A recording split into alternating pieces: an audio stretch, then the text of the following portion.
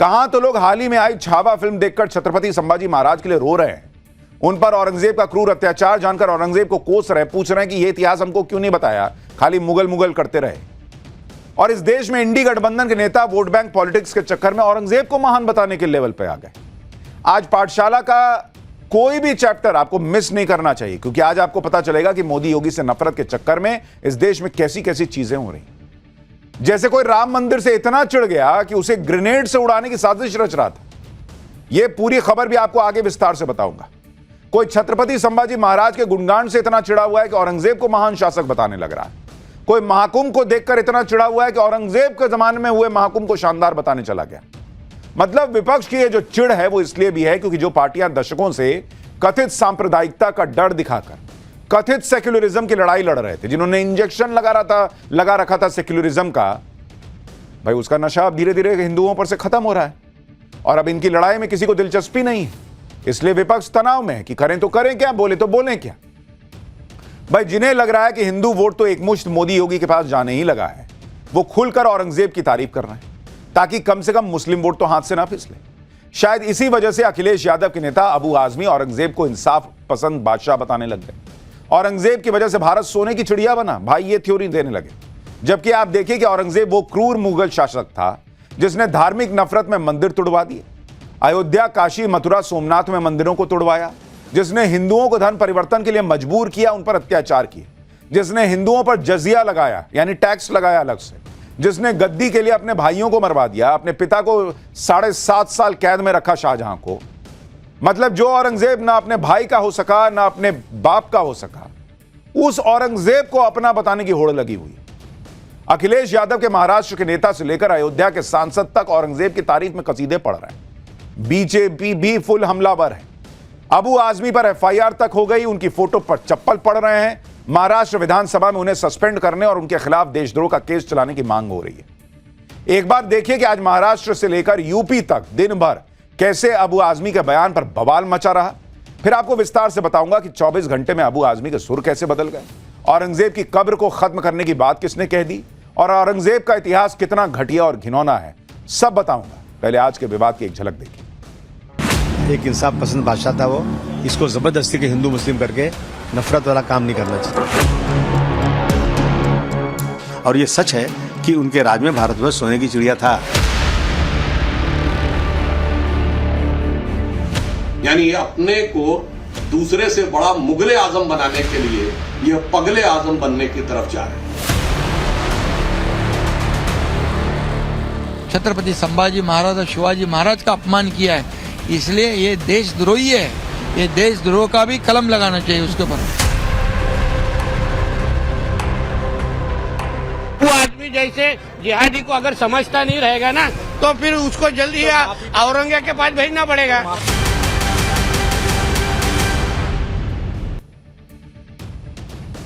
बवाल दिन भर मचा रहा। जिन्हें औरंगजेब में इंसाफ पसंद शासक दिख रहा है, आज उनके लिए भी हम इतिहास का चैप्टर खोलेंगे। लेकिन पहले यह देखिए कि महाराष्ट्र विधानसभा में अबू आजमी को लेकर कैसे हंगामा मच गया। विधानसभा के अंदर तो अबू आजमी का विरोध हुआ ही, विधानसभा के बाहर महायुति के विधायकों ने अबू आजमी के पोस्टर की जूतों से धुलाई कर दी। अबू आजमी को पोस्टर में औरंगजेब के भेष में दिखाया गया। देखिए अभी जो फिल्म आई थी उसमें जैसे औरंगजेब को दिखाया था, उसमें अबू आजमी की फोटो लगा दिया, उसके मुंह पे चप्पल मारने लगे वहां पे। विधानसभा परिसर में जबरदस्त हंगामा हुआ। अबू आजमी पर ऐसा गुस्सा उतारा गया कि उनका बड़ा सा पोस्टर लेकर उनकी तस्वीर पर क्रॉस का निशान लगा दिए, अब मुंह पे जूतों चप्पल से मारने लगे। ये विरोध दिखाया वहां पर लोगों ने। महाराष्ट्र विधानसभा के अंदर भी जबरदस्त हंगामा हुआ। एक बार जरा उसकी तस्वीरें भी देखिए, फिर बताऊंगा कि अबू आजमी कैसे 24 घंटे के अंदर पलट गए, क्यों पलट गए और हुआ क्या। देश धर्म पर मिटने वाला शेर शिवा का छावा था, महापराक्रमी परम प्रतापी एक ही शंभू राजा था, एक ही शंभू राजा था, एक ही शंभू राजा था। आज भी निलंबित झाला पाहिजे। महाराष्ट्र छत्रपति शिवाजी महाराज और छत्रपति संभाजी महाराज की धरती, इसलिए छत्रपति संभाजी महाराज के हत्यारे औरंगजेब के गुणगान पर बवाल तो मचना ही था। यह बवाल ज्यादा बढ़ गया तो अबू आजमी के सुर नरम पड़ने लगे। अब आप सुनिए कल औरंगजेब की तारीफ कैसे कर रहे थे अबू आजमी, और 24 घंटे में एफआईआर, देशद्रोह का केस चलेगा, ऐसी बातें होने पर कैसे अब वो बयान से पलटने लगे हैं, जरा सुनिए। औरंगजेब के ज़माने में भारतवर्ष जो है सोने की चिड़िया था।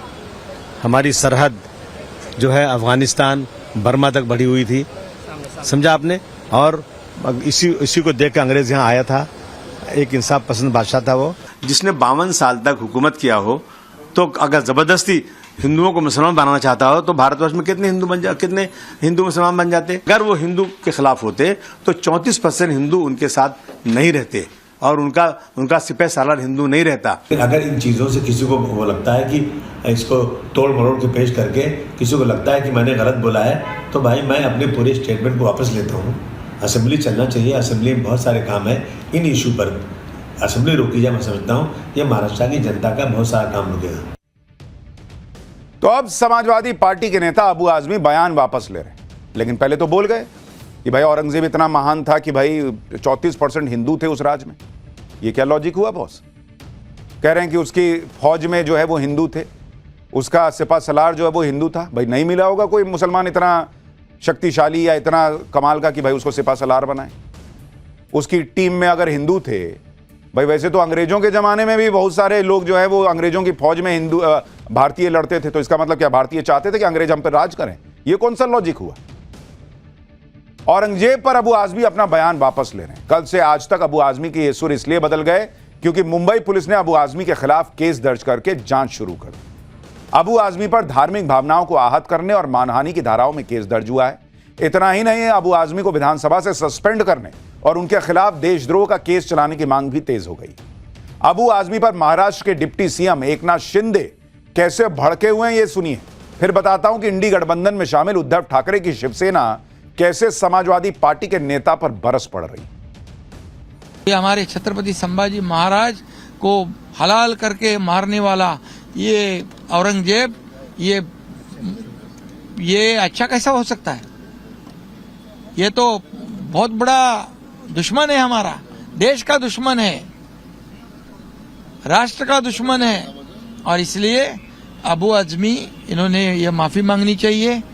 देशभक्ति का अपमान किया है, इसलिए उनका जितना कड़ी निंदा करे उतनी कम है। और मैं ये भी कहूंगा कि उन्होंने इसके लिए माफी मांगनी चाहिए।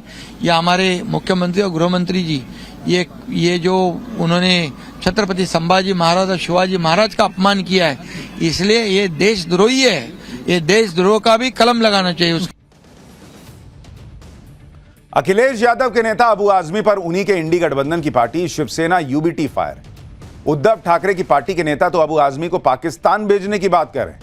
एक बार सुनिए, फिर अखिलेश यादव के नेताओं के बार बार औरंगजेब की शान में कसीदे क्यों पढ़ रहे हैं ये भी बताता हूं। जो लोग भी औरंगिया को बहुत बड़ा समाज सुधारक या दयालु कहना चाह रहे हैं ना, वो महामूर्ख हैं। और उनको अगर इतना ही प्यार मुगलों से, इन बाबर की औलादों से, इन हुमायूं की औलादों से है ना, तो वहीं चले जाए ना जहां वो गए। और औरंगिया का जो लोग भी महिमा मंडित या जो स्तुति गान कर रहे हैं ना, वो पाकिस्तान चले जाए। ये इंडी अलायंस में साथी हैं समाजवादी पार्टी के, कह रहे हैं कि पाकिस्तान चले जाना चाहिए अबू आजमी के जैसे लोगों को। यह पहला मौका नहीं है जब समाजवादी पार्टी के नेताओं को औरंगजेब शांति का दूत लग रहा है। सपा के नेता तो अब हर बात की तुलना औरंगजेब के जमाने से करने लगे। अबू आजमी कल कह रहे थे कि औरंगजेब के जमाने में भारत सोने की चिड़िया था। इसी तरह अखिलेश यादव की पार्टी के एक और नेता अमीक जमाई कुछ दिन पहले सीएम योगी को घेरने के चक्कर में औरंगजेब के जमाने को याद कर रहे थे और कह रहे थे कि कुंभ तो औरंगजेब के जमाने में अच्छा हुआ था। सुनिए सपा नेताओं के औरंगजेब प्रेम को, फिर बताऊंगा अयोध्या के सांसद अवधेश प्रसाद ने औरंगजेब को लेकर क्या कह दिया। औरंगजेब के ज़माने में भारतवर्ष जो है सोने की चिड़िया था। हमारी सरहद जो है अफगानिस्तान बर्मा तक बढ़ी हुई थी, समझा आपने। और इसी को देख के अंग्रेज यहाँ आया था। एक इंसाफ पसंद बादशाह था वो। हम ये समझते हैं कि औरंगजेब के ज़माने में भी कुंभ होता था। उतने अव्यवस्थाएं नहीं होंगी, उतने लोग नहीं मारे गए होंगे जितना आदरणीय मुख्यमंत्री योगी आदित्यनाथ जी के ज़माने में जो अव्यवस्थाएं हुई। समाजवादी पार्टी के नेताओं को सुन के तो ऐसा लग रहा है कि उनका बस चले तो वो औरंगजेब को शांति, अर्थशास्त्र, लिटरेचर का ऑस्कर थमा दें। वो औरंगजेब की तारीफ ऐसे कर रहे हैं जैसे औरंगजेब भारत में सनातन की सेवा करने आया था और आके यहीं बस गया। आप अयोध्या के सांसद अवधेश प्रसाद को सुनिए भाई। अयोध्या वाले लोगों को पहले ही लोग कह रहे हैं कि तुमने ये क्या किया, कैसे वहां बीजेपी को हरा दिया। हालांकि अभी उपचुनाव में बीजेपी जीती वहां, लेकिन अवधेश प्रसाद अब कह रहे हैं कि अबू आजमी ने कुछ गलत नहीं कहा, उनको भी औरंगजेब सही लग रहा है। सुनिए अयोध्या के सांसद को, फिर बीजेपी कैसे भड़की है ये भी दिखाता हूं और फिर हिस्ट्री बताता हूं औरंगजेब। डिप्टी सीएम जो महाराष्ट्र के हैं उनको इतिहास की जानकारी नहीं, और अगर इतिहास की जानकारी होती तो शायद इस तरह का बयान न देते। अबू हासिम का कोई ऐसा बयान नहीं रहा है जिसकी निंदा किया है, और समाजवादी पार्टी तो हमेशा समाज को जोड़ने का काम करती है। समाजवादी पार्टी के नेता ही नहीं बल्कि औरंगजेब की तारीफ में कांग्रेस के बाकी नेता भी पीछे नहीं रहे। कांग्रेस के सांसद इमरान मसूद सुनिए पूरे मामले पर क्या बोल रहे हैं, उसके बाद औरंगजेब की कब्र किसके निशाने पर आ गई ये दिखाता हूं। तो फिल्में दिखा करके आप फर्जी कहानी गढ़ने का काम कर रहे हैं। ये फर्जी कहानियां हैं, ये फर्जी कहानियों को मत गढ़ने का काम करें। जानिए इतिहास के अंदर उसका झगड़ा किसके साथ था, शिवाजी के साथ क्यों झगड़ा था। मैं वही बात कर रहा हूं जो फिल्म आई है उसी की बात कर रहे हैं। हाँ, तो उनका झगड़ा शिवाजी के साथ क्यों हुआ था, झांकिए इतिहास के अंदर। आधा अधूरा ज्ञान फैल रहे हैं। एक तो भाषा सुनिए कैसी भाषा है, और उसके बाद शिवाजी बोल रहे हैं, छत्रपति शिवाजी महाराज, इतने सम्मान से देश में नाम लिया जाता है। शिवाजी के साथ क्या था, शिवाजी के साथ क्या था, ये भाषा है।